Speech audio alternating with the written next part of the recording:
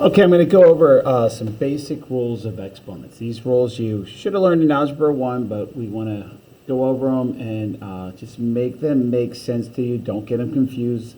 Don't get confused with exponents and regular numbers. Okay, so for the first rule, if you would list out all the x's we see, we have x cubed, that's x times x times x. Then you would have x is 7, that's 7 x's in a row. You're going to have a total of 10 of them. So the shortcut is, if you're multiplying, the base has to be the same. So you have to have the same base. You simply add your exponents. So for this first example, 3 plus 7, we get x to the 10th. Okay, so again, don't get confused by these rules. Multiplying, you add your exponents. Okay, so now for this one, it's a product. Make sure you multiply regular numbers like you've always done. 5 times 2, and this 5's not connected to this. I can rearrange the community property. I'm allowed to rearrange these factors, but 5 times 2 will always be a 10. And then since I have my same base, I simply add my exponents. 5 plus 4 is 9. Okay, so that's what you're going to be practicing. You're going to have a big idea assignment practicing when you have to add your exponents. Okay, so then the next rule is when you see that you're dividing and you have the same. Okay, and we could do a visual of these. If you would list out all the x's you have up on top, I know this is hard to see. This is an 8. Let's zoom in a little bit so you can see that's x to the 8th over x squared. You have 8 x's up top. You have x in the bottom. You cancel out the ones in common. You'll be left with 6 x's. So the rule is you subtract your exponents. So I'll show it like that. So you can see x raised to the 8 minus 2, exponent up top minus exponent on the bottom. You get x to the 6th. Okay. Again, regular numbers though, don't start subtracting your regular numbers. Regular numbers you divide. 10 divided by 2. So 10 divided by 2 is always going to be a 5. But now I'm going to apply that rule where I have x is 6th over x to the 4th.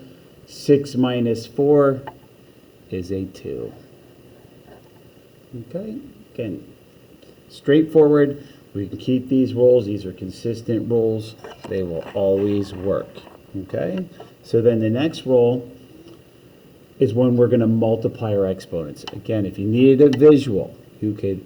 Cubing means this times itself. We would have x to the 4th, x to the 4th, x to the 4th. Then if you list them all out, you're going to see that you have actually 12 of them. So it's going to be 4 times 3. So when you have a power raised to a power, that is when we multiply our exponents. Okay, so far we added our exponents, we subtracted our exponents, and now we're multiplying our exponents. Okay, but regular numbers, okay, that 2, you don't take 2 times 3, okay? 2 cubed is 2 times 2 times 2, which is going to be an 8.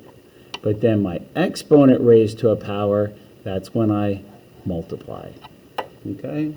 And the last thing I want you to understand is, okay, when you add, subtract, multiply, there's times when you're going to have negative exponents. I just want to make sure you remember what a negative exponent is. A negative exponent is simply a reciprocal.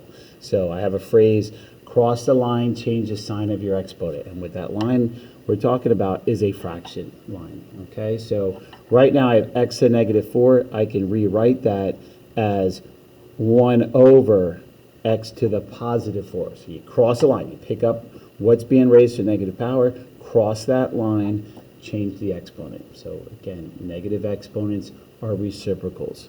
So rules will apply. Okay, I have an 8 over 2.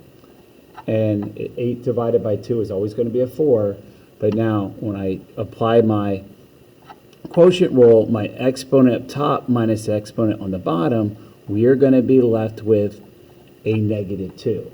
Okay, so now I have in the directions, and most likely it's going to be always write as positive exponents. So we have our line here. What you need to realize is that 4 is not connected to that x. So that 4 is going to stay a 4. Okay, 8 divided by 2 is always going to be a 4. But then I'm going to take this x raised to negative 2. I'm going to cross the line, change the sign. And that's going to be my answer. Okay, so over the next several days, you're going to be practicing these rules. There's a worksheet that I want you to try on your own, some problems. So We'll go over these in class, but you get a chance to practice these type of problems, and then in big ideas, you will be practice applying these rules of exponents. Okay, so that took a little over 5 minutes to go over. Please refer back to this so that you keep these rules straight in your head. Thanks for watching. Take care.